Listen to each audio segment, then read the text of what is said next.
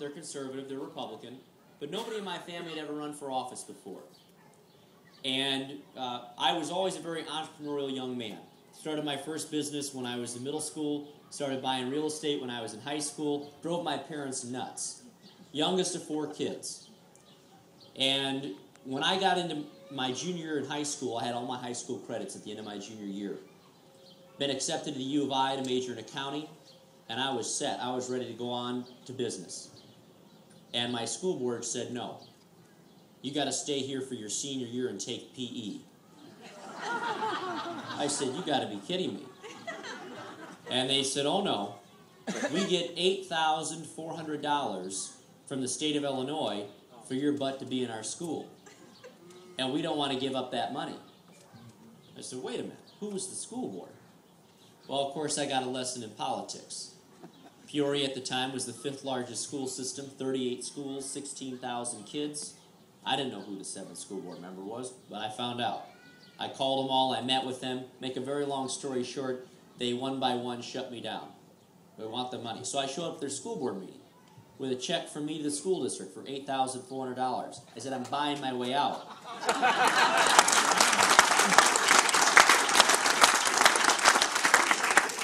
They went into executive session, they came back and they said, take your money back. We think this will send a dangerous precedence.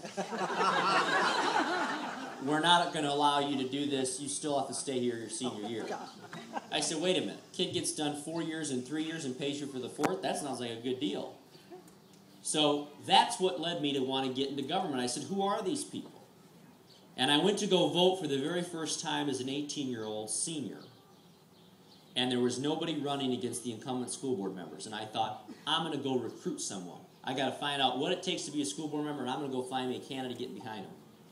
And I called the school board secretary on election day, and I said, what does it take to be on the school board? And she says, you got to be 18, and you got to be a registered voter. And I said, what else? She said, that's it. I said, well, I'm going to be 19. I'm overqualified. So I said, who is up for election? She said, well, it's the school board president. I said, perfect. Now, as good conservatives, you'll appreciate this. When you run for school board, it's nonpartisan. But this woman was Hillary Clinton incarnate. Okay? Far left wing, okay? President of the public school board. I went to school with their daughter in middle school, but for high school, she shipped to another state her daughter to a boarding school. So she's buying another product in another state and telling me I can't go to college early. So this was like, divine intervention. I run for the school board. I'd never run for office before. So they say you need 200 signatures. I go get 250 signatures. I file the petitions. A week later, the doorbell rings. The sheriff's deputy on my doorstep with a summons to appear in court. The school board president hired an attorney to take me to court to challenge me over ditto marks on my petitions. State law at the time said if you challenge someone's petitions, you go to an election judge, with one exception. If you challenge someone who's running for the school board, it goes before a committee of its peers. But wouldn't you know, I'd already met the 3 jurors, her cohorts on the school board, who determined I should be thrown off the ballot. So I'm thrown off the ballot on a technicality, front page of the Peoria Journal-Star, teen off ballot for board seat, the election's over. And I said, this is just ridiculous. I'm going to run anyways. I'm going to run as a write-in candidate. Well, of course, all the who's in Whoville said you're wasting your time. There's no way you're going to win. There's never been a successful write-in candidate for anything in Peoria County. Well, I had 30 angry moms who were equally upset with the school system that called me and said, we want to help you. And for 2 months, we knocked on 13,000 houses, and on election day got 6,406 people to write my name on the ballot correctly and beat her by 60%.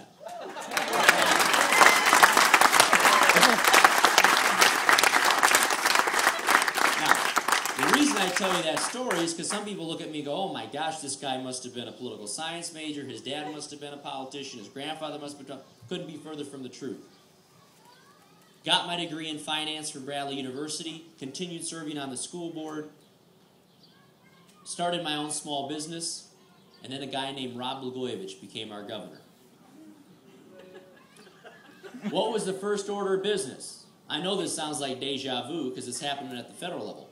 300 taxes and fees. You remember that?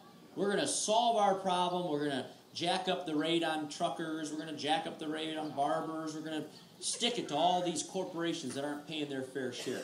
300 taxes and fees. Well, my hometown state representative voted for all 300 of them. And I thought, whew, this woman's out in far left field. She's got to go. And they said, well, young man, you need to figure out how this works. I said, what's that? They said, well, they do a census every 10 years. And after the census, they draw maps. And they draw Republican districts for Republican people. And they draw Democrat districts for Democrat people. And it's just too bad you live in a Democrat district. You got a Democrat rep. And it's going to be that way till somebody beats her in the Democrat primary. I thought, well, that doesn't sound very, very right. I said, I think I'm going to run, and I think people will vote for me for who I am, not because I got an R behind my name. And so I set out to run against this 8-year incumbent in a district that had never been represented by a Republican in the history of the state of Illinois. It's the most Democratic state house district outside of Chicago, inner city Peoria, Illinois. Now, if Tom Cross, the Republican leader, were standing here today, he'd tell you the funny story of when I went to go meet with him. He asked me 2 questions. How old are you? I'm 21. What district do you want to run in? The 92nd House District. He said, do you know who Barack Obama is? I said, no. He says, well, he's a state senator. And he's going to be running for the U.S. Senate. And that district has one of the highest minority populations in the state, and you're going to get slaughtered. Don't even attempt to do it. And I said, well, I'm going to run, and I think I can win, but I'm going to need your help. And so we kind of went back and forth and negotiated what I needed to do to get his support eventually. And I went out and started going door to door and campaigning. Well, fast forward, it ended up becoming the most expensive House race in state history.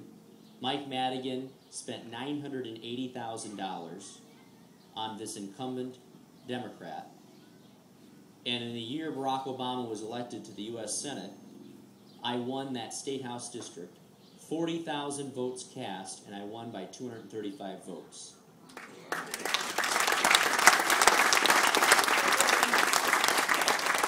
The reason I tell you that story is, when you win by 235 votes out of 40,000 cast, you remember every door you knocked on, every chili supper you went to, every pancake breakfast, because every person's vote and everything you did and everything others did for you made the difference. And I cannot stress to you enough how important not just what you do, but what you get others to do around you on election day means to the outcome of an election. Now, I know we all want to beat Barack Obama. And I know you and I both want to elect as many Republicans to office. The question is not whether you're going to vote for the right people. The question is, what are you going to do when you leave here tonight to put that vision into reality? Because a vision without a plan is just a dream. And we can dream about a majority in Illinois. We can dream about replacing Barack Obama.